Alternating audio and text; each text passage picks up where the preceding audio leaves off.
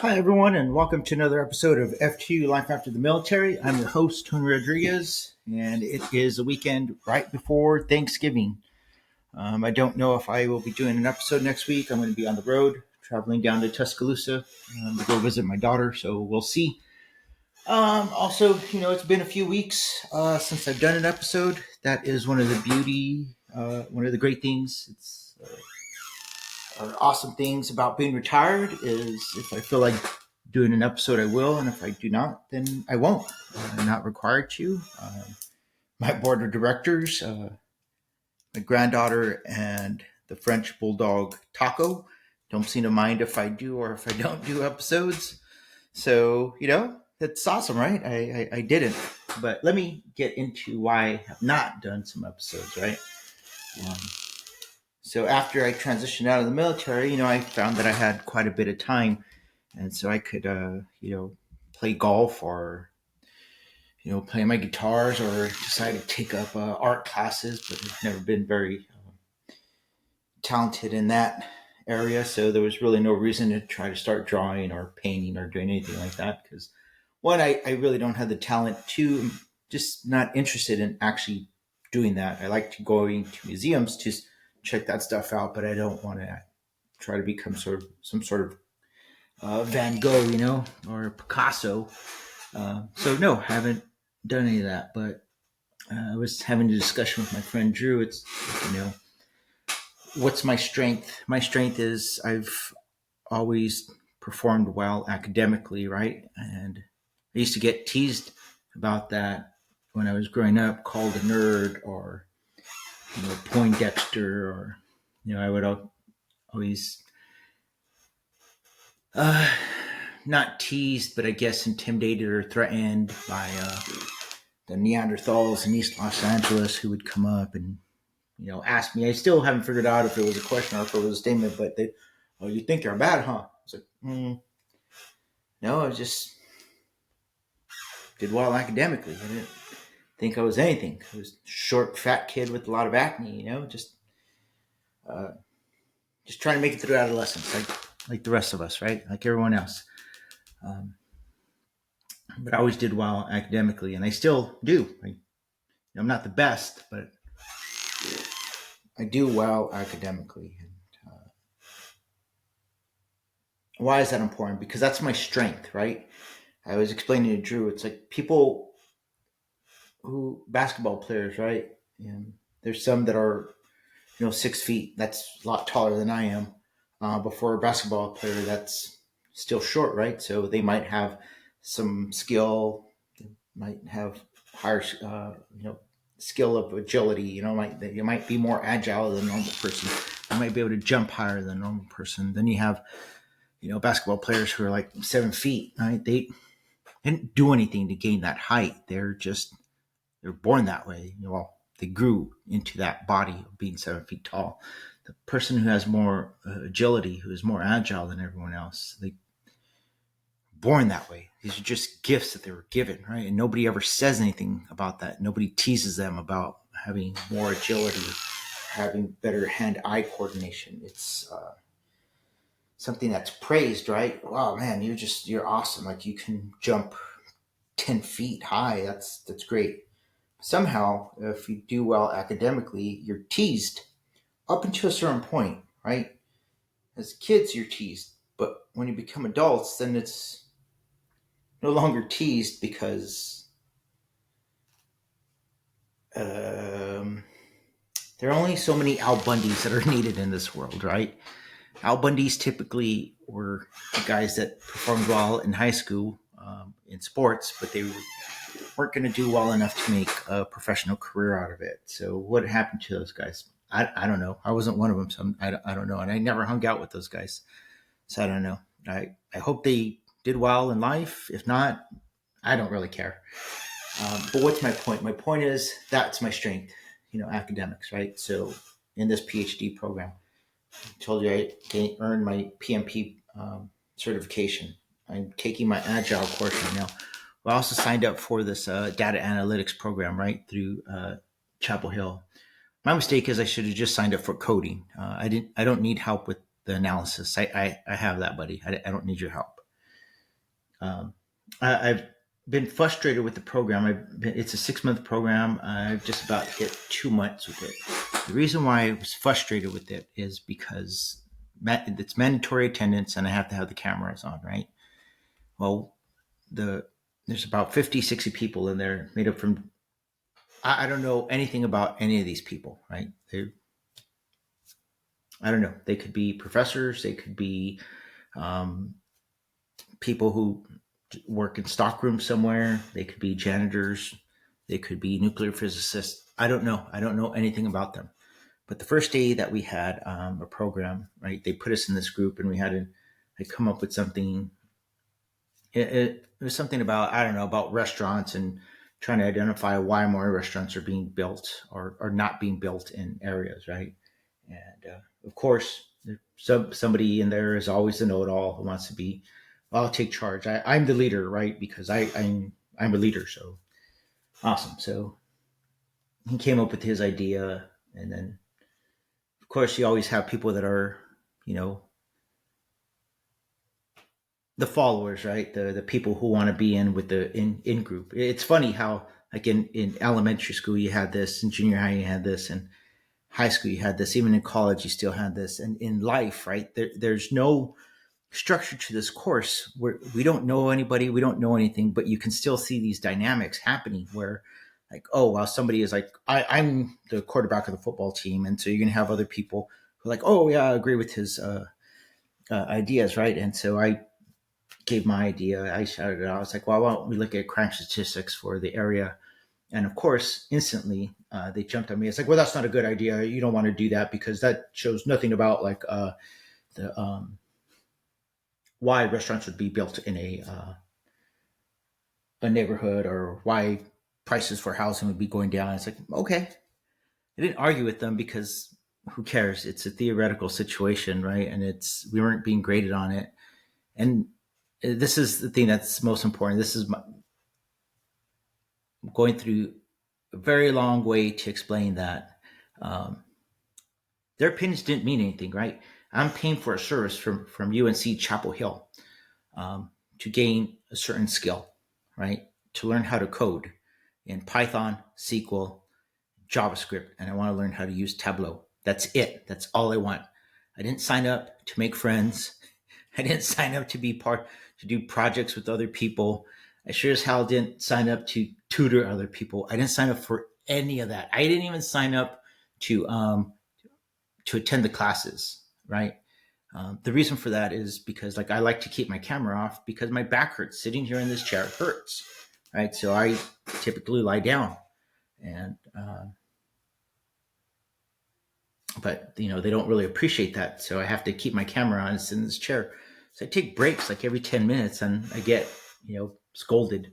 If you can scold somebody over Zoom through chat, right? It's like, well, what are you going to do to me? I'm paying quite a bit of money to be in this boot camp. You're not going to do a goddamn thing, and I know it, right? And I think I'm the biggest. I can be the biggest pain or you're the easiest student ever to work with. If you just provide the service that I'm paying for, I will leave you alone. Once you start trying to micromanage me and assert your power and authority over me, I'm going to resist. I'm going to fight back. And I do this at every level now because I'm retired and I don't have to take anybody's crap, right?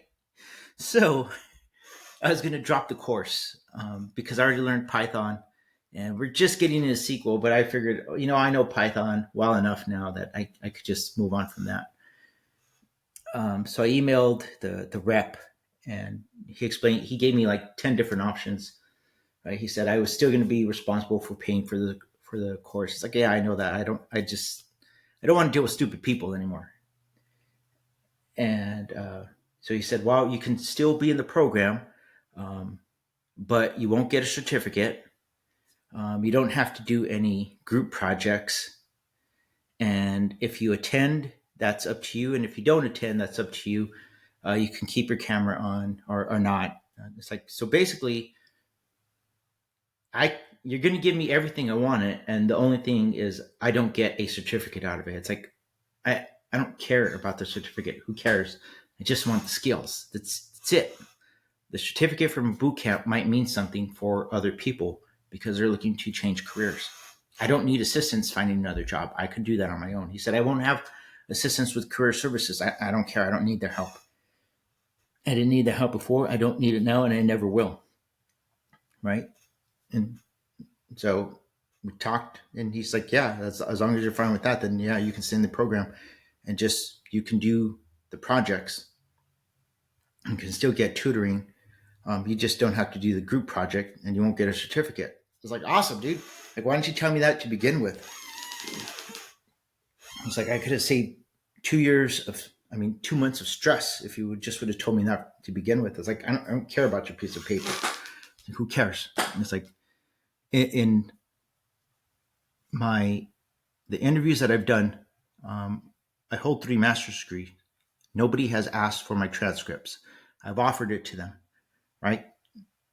Because I know there's some doubts. So it's like, if you want my transcripts, I can send them to you right now electronically. And that settles it. The one thing that they have asked for is my PMP number. When you pass a PMP program, your certificate has like an identification number, and they have asked for that. It's like, here you go, right? And so just understand like what all these certificates mean. You're going to hear different things, right? But what's more important than a certificate or a piece of paper is that you actually understand the concepts, and you can actually put these. Just because you have a certificate that says you can code doesn't mean you actually know how to code. Because again, right, I'm constructively lazy. Supposedly there's tutoring to this school. There really isn't. It's really horrible. It's shitty, and I have to figure things out on my own. So like everything else, right? Constructively lazy. So I have this program, and if I have issues, then I go into Google and I type in, I've done it where I've typed in UNC Bootcamp API project week 6, right? And it came up.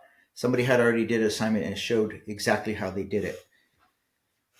So I just downloaded that, right? And I wrote my code. And when it wasn't working, I looked at the other code and just bounced off of that. So I had the answers. And it's up to me if I want to just cheat or if I want to at least attempt to write the code myself. So I want to learn how to do these things. So that's what I did. I tried to learn.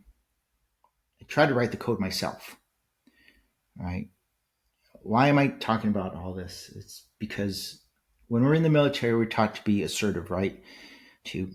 Theoretically, it's like you're taught to be assertive when you're supposedly in a position of leadership. It's like not really in a position of leadership, you're in a position of management, right? You're put in a management position because rarely have I seen people in the military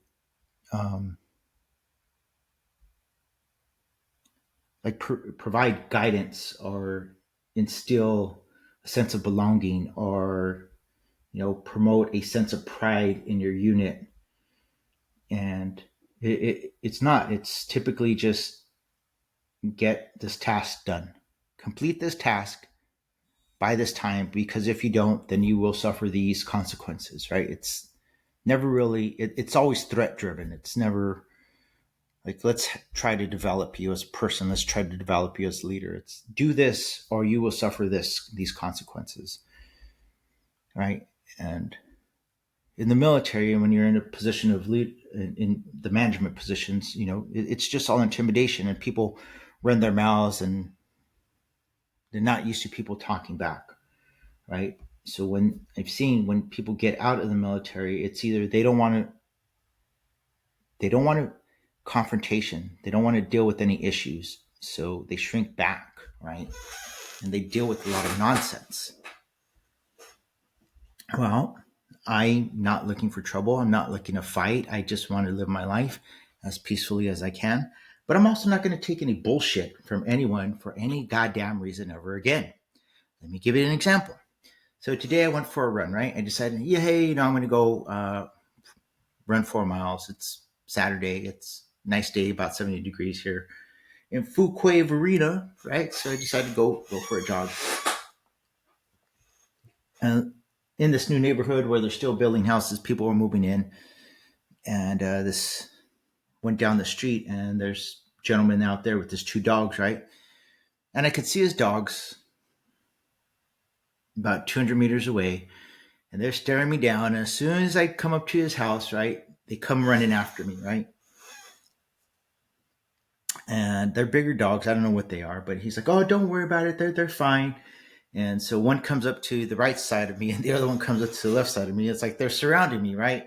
And they're barking. And he's like, "Oh no, they're fine. They won't do anything to you." It's like, so I tell him, it's like, "Hey, get your dogs." Like, no, they're good. They're good. It's like, get your dogs, or I'm going to kill them.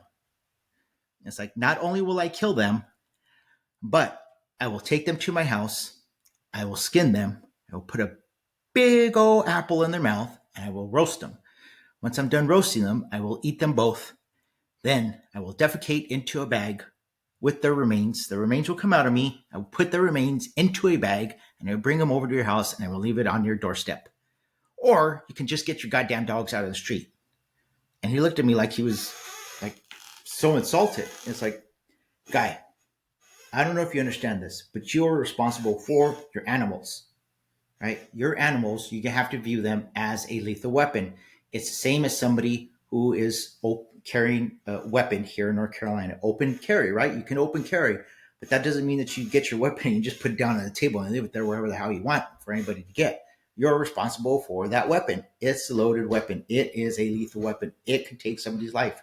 2 large dogs can take somebody's life, right? I saw the animals, so I went to the other side of the street, right? Because as long as they're in his yard, they're on his yard. They don't have to be on a leash. They're fine as long as they stay in the yard. The second they stepped off of his yard, now that's a problem because you have no control over them. It's like, and I don't want to hear anybody say, "Well, they're not going to do anything." You don't know that. They're animals. You want to know how I know that? That you can't control animals? Because I'm a human being, which is technically an animal, and you can't control me, right? You can't. You might want to, but you can't. So if you have an animal, put your goddamn animal on a leash, or put up a fence, or get rid of your goddamn animal. I don't care. But if your dog comes near me, I'm gonna kill it. I'm gonna rip its goddamn legs off, and I'm gonna beat the living shit out of it. Okay. So I say this because there's a time to be confrontational and rude, and there's a time to be confrontational and polite. When I was dealing with UNC Chapel Hill, I was polite because the guy was willing to work with me. Right? And that was just me being unsatisfied with the services that I'm paying for. The gentleman, I don't want to say his name, but I highly recommend that program because you will learn a lot. It's very expensive. It's not cheap, but you will learn, right? You have to be able to devote a great deal of your free time to it every week, right? But they're willing to work with you to provide you a opportunity to find other employment if you're unsatisfied with what you're doing. The students in there, I can't say anything for them, right? Because they're just students. You don't have to deal with them. The people that work for the program are awesome. I had an issue. I sent him an email. He called me. We discussed it. We resolved it. Gentleman on the street is a complete and total idiot. Had to be forceful and had to be rude with him. Had to put it into terms that he understand. If your dogs ever come near me again, I will rip their legs off and I will beat the shit out of you. Not figuratively, literally. I will beat you down until you defecate yourself. He was all upset, right? Don't care. Control your goddamn dogs. And guess what happened? He turned around, walked inside, took his dogs. Why? Because he's a bitch. Right? And I'm not saying this to be mean or rude. It's just that's the world where we live in, where people don't understand that just because you're comfortable with something doesn't mean everyone else is comfortable with it. You have to understand that if you're responsible for the animals that you own, for the actions that your kids do, you're responsible for all of that. Be an adult. If you don't want to be an adult, that's fine. You can go back to caveman days. I'm perfectly fine with that. All right, so that's my little rant for this morning. Right, the one thing I did want to talk about. So I mentioned that in the military, you're not leaders, right? So it's not to bash anyone, right? Here are my 2 examples. Right, so I don't know. I like watching college football. Right, I like watching Alabama. They're going to play right now. They're actually started, but they're not showing it because they're playing, I think, East LA Community College this week, or I don't know, maybe, I don't know, Tijuana Tech. I don't know. Whoever they're playing, it's not a big school. It's if the score isn't 70-0 by the time the game's over, I'd be very surprised. But that's not the point, right? So, of course, everybody heard about Michigan and sign stealing stuff and whatever else, right? So the coach who was working for Michigan was actually going to the sidelines of other schools, right? You could see where for the Central Michigan game, Michigan wasn't even playing them; he was just there, right? And he was dressed in a Central Michigan shirt and baseball cap, and he's on their sideline. He has dark glasses on. It's like, this guy's insane, right? I don't know what he was doing, but people are so surprised that he would do this because he was a captain in the United States Army, right? He's a captain. He wasn't just some guy, he was a captain. Well, for the people who are out there who were never in the military, the captain is some guy. Like, you can get promoted to captain if you just have a pulse. You will make it to captain. Like, you don't have to save the world. It's automatic. And people are going to be offended by it. And guess what? I don't care, because it's true. We're put on a pedestal because we were in the military. Some of us have earned it. I know I haven't earned it. Right? I was lucky to make it. I don't know how the hell I made it 22 years. I don't know how I made it one day. Right? But just because you're a captain in the Army, that doesn't mean anything. That doesn't. I tried to explain to somebody. That's like saying he's a captain in the Army. That's the equivalent of saying like he's a shift lead at Burger King. Who cares, dude? Like, it doesn't matter, right? I bring that up because they're trying to, well, they're held to a higher standard. I'm surprised that he, would do that. His ethics, his morals and his values are so high. They're not. They're not. Not at all. No. It's important that you know this, because it's just a bunch of bullshit. Because that brings me up to my next point of, I don't know if you heard about this, but the military unit that was out in Syria, right? It was a field artillery unit. They fired more rounds than any unit in the United States military has fired since World War II. And when that unit came back, the soldiers, the troops, were having a lot of problems, right? There are quite a few that took their lives. There was one gentleman who ended up killing someone. Right, he went into somebody's house, broke in, and killed the man that was there. When the police came to pick him up, he was just rambling, just saying utter nonsense, right? And the reason for that is because they were exposed to a great deal of pressure and their heads were being rattled, right? People don't understand that. What they took was basically the equivalent of going 15 rounds with Mike Tyson daily, right? And these Marines ended up with severe cases of CTE, right? But how do you know somebody has CTE? You don't find out till they're dead, right? And the Marines who complained, their unit commanders just said that they were causing problems, that they were being weak, mentally and physically weak, right? And so you need to understand that, right? The military likes to say we're a family. We're not a family. We're not a family. It's not even close. Take all the good things that you would consider about your family and throw it out the window. Take all the bad things that you would consider about your family, and that might be what the military is talking about. Just the bad things. It's not the military. It's not. The military is not a family. Right? And they showed it. They show it time and time again, right? You like to say, we will never leave a man behind. Yes, you do. Yes, you do. Explain to me why there are thousands, tens of thousands of people that are still MIA from go back to World War I. Why? Because we leave men behind. We leave women behind on every occasion, every chance. No, Douglas MacArthur was the biggest goddamn coward in the military. Awesome in World War I. World War II, he left his men in the Philippines to deal with the Bataan Death March. And I don't want to hear any of the bullshit of him saying, I shall return. Nobody gives two F's. You bitch. All right? Because how many people died on that march? He should have stayed with his men. And he's like, well, the president ordered him to because Australia was going to fall next. Did Douglas MacArthur fight off the Japanese by himself? No, right? So you mean to tell me that another general couldn't be there? Just say that that bitch wanted to get out, right? Just say that. Just say he was a coward and he wanted to run. I'm a coward. It's all right to say that I don't want to die, all right? But don't make him out to be a hero. Don't make the military out to be a family. Don't make the military out like as some sort of saintly organization, because public, government, or private organizations are out to meet organizational goals. That's it. And if they have to go through 10,000 people, employees, then they will. They don't like to because that's expensive, right? But if they have to, they will. You're only useful to them if you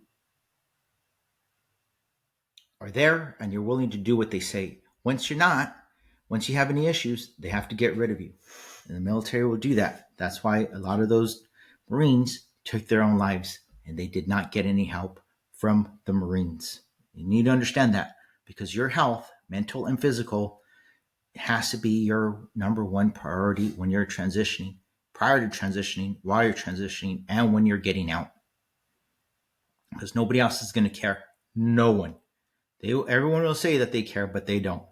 The VA sure as hell doesn't care. TRICARE, I'm going on my fifth provider right now because they keep reassigning me providers. All right, so nobody's going to care. You have to take care of yourself. All right, so I know this was pretty rough. Not, I don't know, I guess just me complaining. But it's important for everybody to know. There's resources out there for you to use if you need them. If it's related to the military, I highly recommend you find something else, because it's going to be garbage 9 times out of 10. Hopefully you'll be lucky and you'll find somebody who is willing to help you out. Again, Tracy, thank you very much. But again, right, she got out. Why? Because why stay in? Why stay in? If you're her, you can get out and make some money and live an easy life, or a better life, with not having to deploy all the time. So for those of you who are in, and by the way, if you have a job, just, if you like it, stay there, right? Like I like the people I work with. I don't like working with the military. I'm looking to move on. And so I'm going through some rounds of interviews, and for me, what's the biggest thing? It's like, I have some requirements that I need, right? One, I need a 401k program. I need dental and vision. And of course, what's the answer to all your questions? Money, right? So I need the money. You got to show me the money. I don't want to be like the $1 Million Man. Money, money, money, money. Right? And anybody who says like, I would choose the climate over, making more money. Awesome. If that's how you feel, great. Me, I want 150,000 a year. That's my goal. Bare minimum. That's what I'm looking for. Why? Because I've worked for it. I've earned it. Yes. I hear all the officers, it's so good to see that, good things happening to good people. Bullshit, mother effer. It's like, I worked for it. It's like, this isn't some gift from God. I busted my ass to get into this position where I can earn however much money I want. Nobody's giving me anything. And that's my whole point, guys. Like, you don't have to put up with anybody's crap ever again for any reason. This week, I put on these classes for some of the soldiers, right? And I covered this one country. I covered Mexico, right? Provided about 2.5 hours of information. I got a little tired. And so I asked them, like, hey, what else are you missing? And so they told me. So I looked up professors, right, who spent years researching Mexico.